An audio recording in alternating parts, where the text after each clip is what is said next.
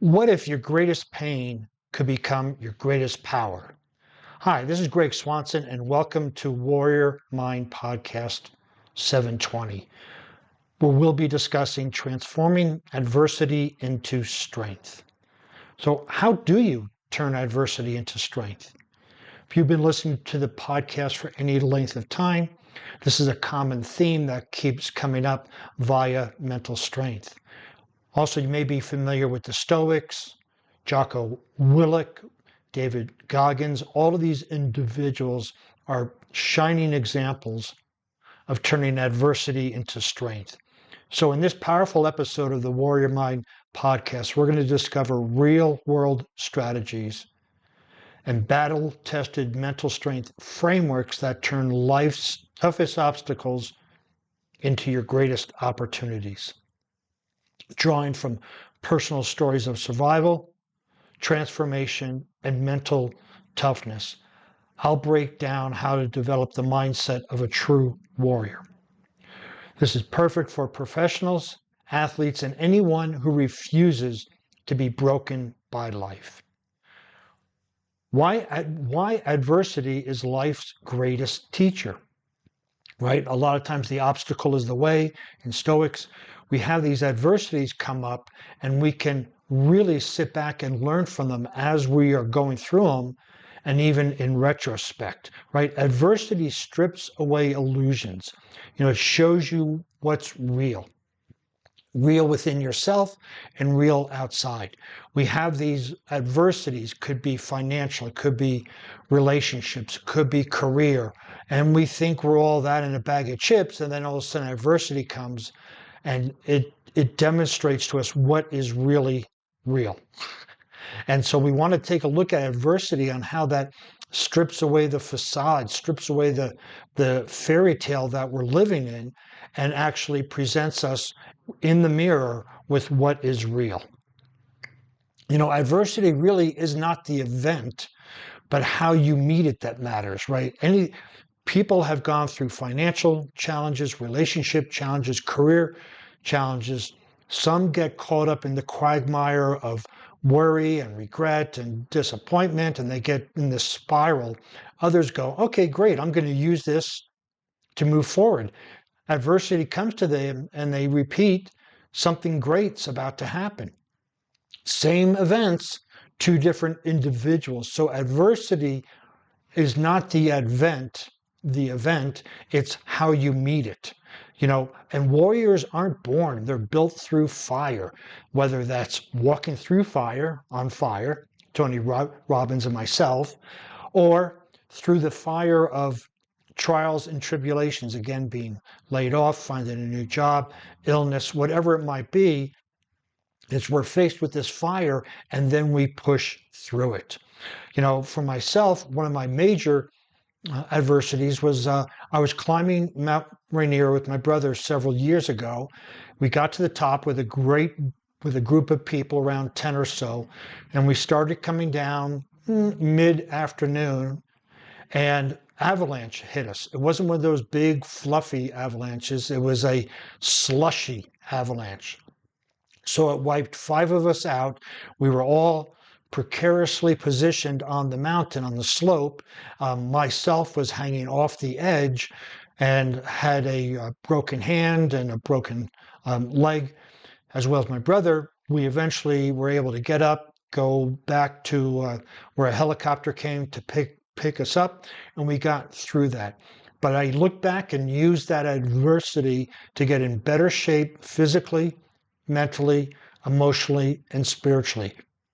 I didn't use it to cry over spilt milk, if you will. I used that adversity of surviving that avalanche to get in better shape. And then within a year, I went down to Mexico, Orizaba, and attempted to climb that. We got to 16,000 feet and a blizzard came in and we had to back off. But I used that as a training, as a reflection, as a way to propel me forward. So what we want to do is build the warrior's mindset when it comes to adversity. There's an expression I say, you don't wait till you're thirsty to dig a well. And that's the same here. Is you don't wait till you need a warrior's mindset to develop it. You develop it ahead of time, practice on small things in life, and then you'll start to develop gradually over time. Training your mind is like a muscle. Reps matter. So if you get stopped at a red light, or if you get stopped at all the red lights, how do you want to respond to that perceived adversity? If you get stuck in traffic, if you forget something at home, these are all small little adversities that you can train your mind in addition to doing mental reps in your mind, right? Mental rehearsal of an event that might be coming up. Maybe you're going to go in and ask for a promotion or a raise, or maybe you're going to go in to close a big sales deal. Well, you want to mentally rehearse potentially the things that could come up, the obstacles that could come up, and then how are you going to respond to them? And this is also a mental rep. But we want to not wait for the big things, the big earthquakes to come for us to dive into the warrior's mindset. We want those little things to train us, just like at the gym.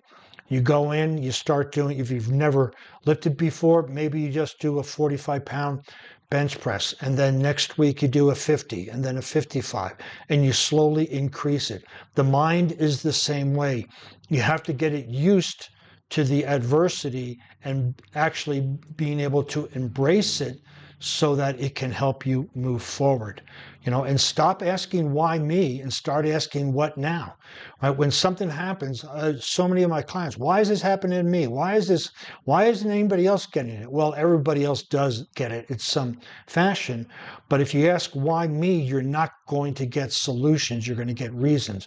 Why me? Well, because you didn't study, because you didn't prepare, because you show up at work late. Right? Asking why me doesn't give you solutions, it gives you answers. But if you start asking what now, okay, this happened, what now, or now what?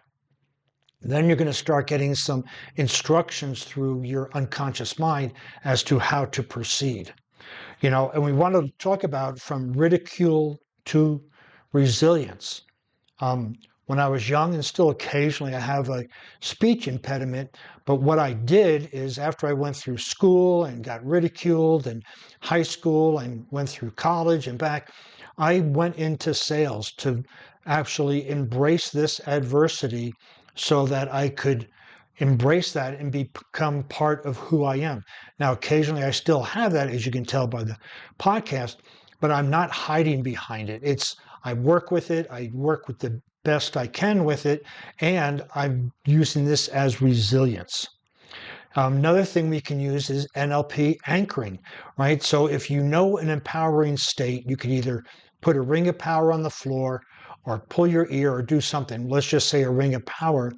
And every time you feel empowered, every time you feel confident, you step into that ring and you step out, and you keep charging that invisible ring so that when you need it in a critical situation, you put that ring down, you step in it, and you get all of those emotions back so you're able to confront that adversity with confidence. So now let's talk about this 4 C's of mental toughness. And again, if you've been listening to the podcast at any length of time, these continually come up. And this is the foundation of any strong mindset. And the 4 C's, if you haven't heard of them before, are control, challenge, commitment, and confidence.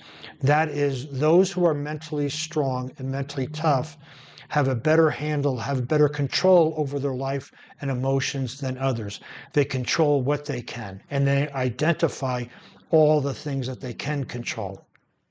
They use challenge to push themselves outside their comfort zone. They use commitment to make goals and see them through to the completion. They use confidence in their skills and abilities and interpersonal communication. All of those are tools forged through adversity. Those things can help you go through adversity. Control, right? Something comes up externally. You have control over how you respond to it. You have control over what you want to do. You have control over your emotions. So we want to look at those four C's and really embrace them every single day to help us through adversity, right? So we want to use those four C's for the minor adversities. So when the big ones come up, we'll have that mental training ground in place. So thinking about it, right? Control, challenge, commitment, confidence. Which one is your weakest? And how can you develop it? And if you need help with that, reach out to a coach, preferably me, but any coach, to help you with it. I will say that control, people think they're controlling all they can until they coach with me and realize that there's a lot more that they could be controlling in their life.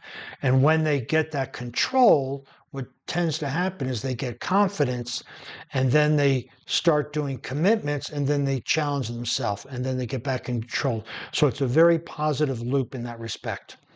So what we want to do is turning pain into purpose. Pain is raw energy, right? Reclaim it, channel it. There's so many times when we face adversity that we're either heartbroken or we're emotionally broken. There's a pain there, and that's raw energy. We can use that pain to create anger. We can use that pain to create momentum. We can use that pain to create action. It's up to you and your mindset, right? So you want to shift from the victim to the victor or hero or warrior using intentional decisions. Now, just an example, part of what we control is our decisions. We may not think we do because we say, I have to go to work, I have to do this. Well, you don't have to. You can start repeating, I'm choosing to go to work, I'm choosing to work out, I'm choosing to eat these. When you identify that it's all your choice, you start to begin to realize how much control you really have. And all this is based on intentional decisions. You know, I went through some challenging times, got divorced, had some financial challenges, and I was really angry at that, right? I mean, I'm sure if you've gone through any financial challenges or relationship challenges, you get hurt and you get pain, and it's the whole grieving part of it. But what I did is I used that pain and I put together a financial plan where I could go get my own house, get a new car, get back into a relationship. And it took about 3 to 5 years to get it all done. But I used that pain to create a purpose in my life, and I rebuilt it, and now I'm really enjoying life immensely. You know, the other part is, you know, I worked with some shamanic principles and fire walking as metaphors for me in crossing that threshold, right? Specifically with fire walking, you're on one side and you see this pain in front of you. You walk over it, and then the other side, you're fine. So the pain was just an illusion, and it really is an illusion until we face it. So here's some final thoughts, right? Here's what I know. There's a version of you, sharper, clearer, more powerful, waiting on the other side of this storm, if you are facing one, if not the storm that is coming. But you have a choice to meet him, her. Every moment of adversity presents you with a fork in the road. You can shrink and expand and be blown away by the storm, or you can delay or decide and face into the storm. One of the wonderful examples I love is the bison. The bison walk into the storm. It's the only animal that when a big storm is coming, a blizzard, big strong winds, they walk into it because they know by walking into it, they're going to get through the storm quicker than if they stand there and wait for the storm. So be the bison, walk through your storm. You know, the warrior chooses power. He chooses presence, and he chooses to transmute every ounce of adversity into unstoppable strength. Step into your warrior mindset today, or your bison mindset today. You know, what you can do is book a breakthrough session with me and start reclaiming your mental edge, emotional resilience, and peak performance. If you want to see the show notes on this podcast, you can visit warriormindcoach.com. While you're over there, you can find more useful information in the forms of other podcasts, blog posts, and how to sign up for the free breakthrough session. Since you'll be on the internet, please follow me on LinkedIn, Facebook, Instagram, and Pinterest under Warrior Mind Coach.